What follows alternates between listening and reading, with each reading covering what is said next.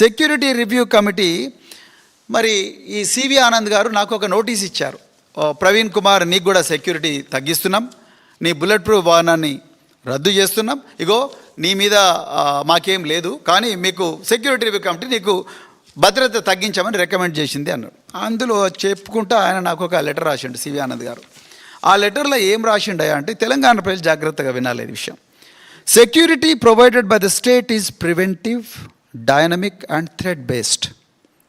It is neither permanent nor attached to the status, office, rank or past service of any individual.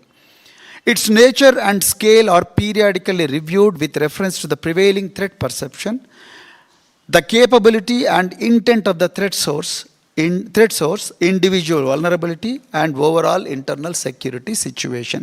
అంటే నేను ఏం చెప్పాలనుకున్నాడంటే, ఒక వ్యక్తి గతం వల్లనో, లేకపోతే ఒక వ్యక్తి స్టేటస్ వల్లనో, ఒక వ్యక్తి పలానా ఆఫీస్లో ఉన్నాడనో, ఒక వ్యక్తికి ఒక పలానా ర్యాంక్ ఉందనో సెక్యూరిటీ గవర్నమెంట్ ఇవ్వదు.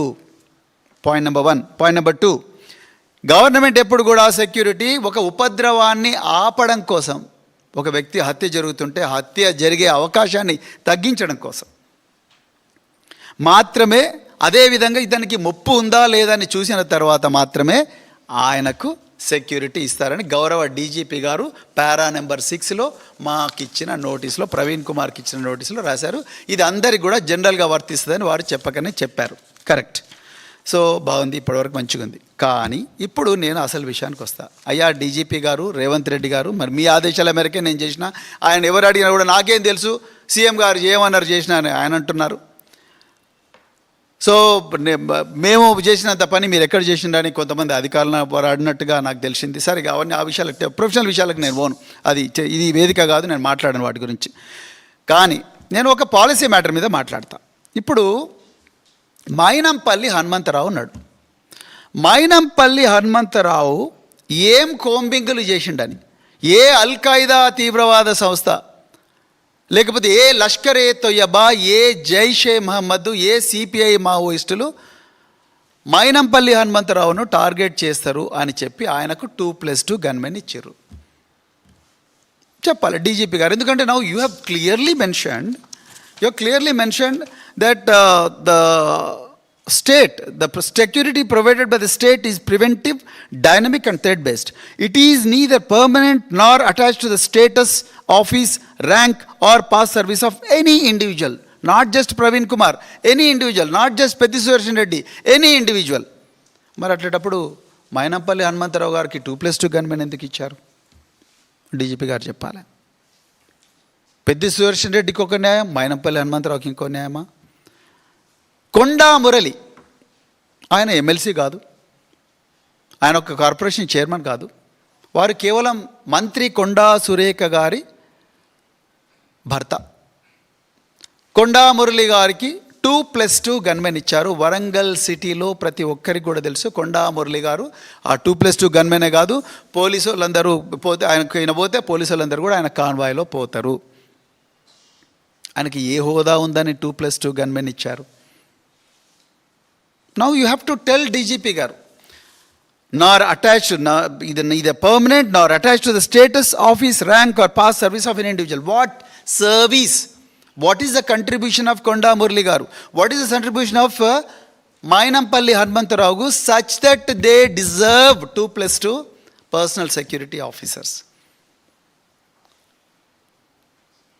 అనుముల తిరుపతి రెడ్డి గారు, అనుముల కొండల్ రెడ్డి గారు, రంగారెడ్డి జిల్లాలో వారు ఏమి కోంబింగులు చేశారని, వారికి ఏ థ్రెట్ ఉందని, వారిని ఏ లష్కర్ ఏ తొయ్యబా, జైషే మహమ్మద్, అల్ ఖైదా, ఐసిస్ అనే ఉగ్రవాద సంస్థలు వారిని టార్గెట్ చేస్తాయని విదేశాల నుంచి, ఇజ్రాయెల్ నుంచి, టర్కీ నుంచి దిగుమతి చేసుకున్న అత్యాధునిక సెమీ ఆటోమేటిక్ వెపన్స్ వారికి ఇచ్చారు.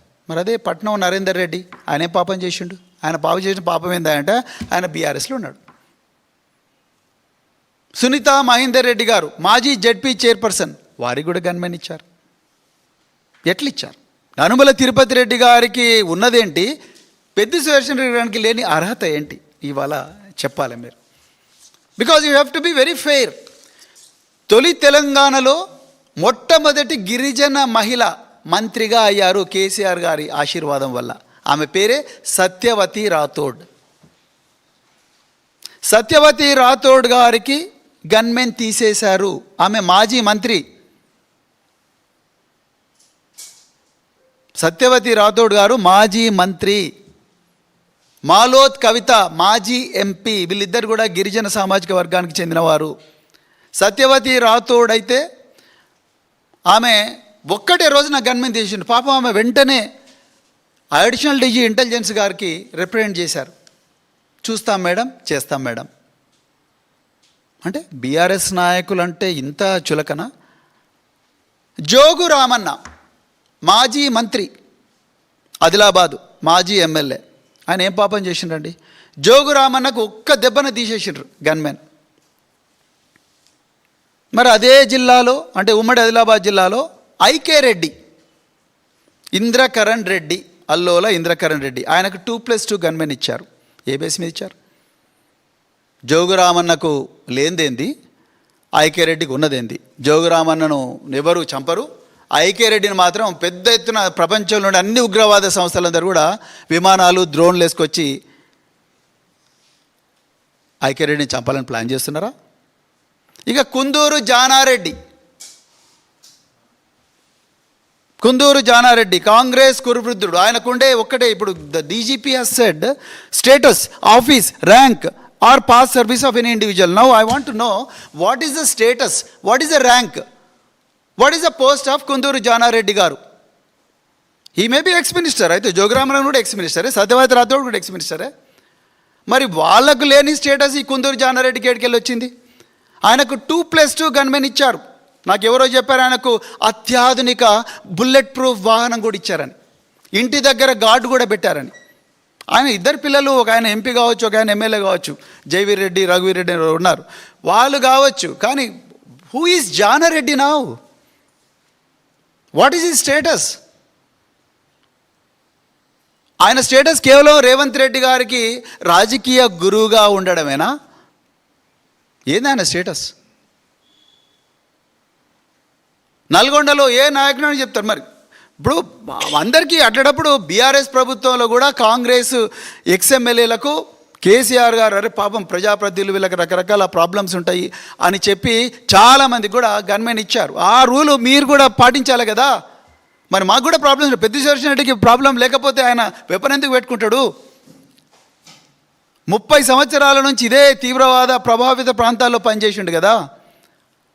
ఆయన మీద మీకు ఎందుకు కనికరం రావడం లేదు? ఓకే, మీరు ఆయన ఆరోగ్యం బాగాలేనప్పుడు మీరు గ్రీన్ ఛానల్ ఇచ్చారు. రేవంత్ రెడ్డి గారు హృదయపూర్వక ధన్యవాదాలు మీకు.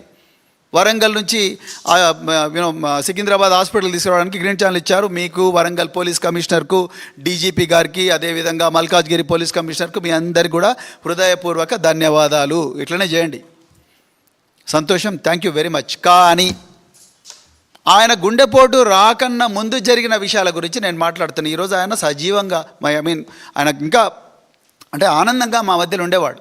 కానీ ఇలా పరిస్థితి లేదు. ఆయన హాస్పిటల్లో మృత్యుతో పోరాడుతున్నాడు. ఎందుకింత కోపం? ఇప్పుడు అలంపూరు ఎక్స్ఎమ్మెల్యే ఎస్ఏ సంపత్ కుమార్ ఉన్నాడు. ఎస్ఏ సంపత్ కుమార్కు 1+1 గన్మెన్ ఇచ్చారు. ఎందుకు ఇచ్చారు? ఆయన ఏం చేసినా ఇచ్చిండ్రు. పైడాకుల అశోక్, సీతక్క గారి నియోజకవర్గం ములుగు. పైడాకుల అశోక్, ఆయనకి ఏం తీవ్రవాద ముప్పు ఉంది? ఆయన మీద ఎప్పుడైనా యాక్షన్ టీం లేచిండ్రా తీవ్రవాదులు? ఆయన మీద ఏమైనా యాక్షన్ స్క్వాడ్లు తిరుగుతున్నాయా? లేకపోతే అల్ఖైదా, లేకపోతే మావోయిస్టులు, లేకపోతే శ్రీలంక నుంచో, నేపాల్ నుంచో, ఇంకెక్కడి నుంచో బంగ్లాదేశ్ నుంచో వచ్చి ములుగు ఏటూరు నగరం అడవులల్లో కర్రెగుట్టల మీద కానీ, లేకపోతే ఐలాపూర్ గుట్టలలో కానీ, తుపాకులగూడెం గుట్టల మీద కానీ కూర్చొని వెయిట్ చేస్తున్నారా మిషన్ గన్లు పట్టుకొని? ఆయనకు కూడా గన్మెన్ ఇచ్చారు. అజ్మీరా ప్రహ్లాద్, ఆయన బీజేపీ 1+1. ఇక మాకు సీనియర్ నాయకుడు కల్వకుర్తిలో జైపాల్ యాదవ్ గారు, ఆ అన్నకైతే 3 సార్లు ఎమ్మెల్యే ఆయన జైపాల్ యాదవ్ గారు. జైపాల్ యాదవ్ గారు చాలా సీనియర్ రాజకీయ నాయకులు. ఆయన కేవలం ఎక్స్ఎమ్మెల్యే అయితే ఆయన తీసేసిండ్రు. మరి తల్లోజు ఆచారి ఎప్పుడు ఎమ్మెల్యే కాలేదు కదా. తల్లోజు ఆచారి ఎప్పుడు ఎమ్మెల్యే కాలేదు. ఆయనకెందుకు 2+2 గన్మెన్ ఇచ్చిండ్రు రేవంత్ రెడ్డి గారు? మీరు చెప్పాలి విషయం. ఏది ఆయన హోదా? What is his status? Now the learned DGP says neither permanent nor attached to the status, office, rank or past service of any individual. Then what is this? What is the threat to Mr. Talloji Achari such that you had to provide 2+2 gunmen? Can you please answer this question? Talloji Achari ఏ విధంగా target Jaipal Yadav గారికి లేనిదేంది తల్లోజి ఆచారికి ఉన్నదేంటి?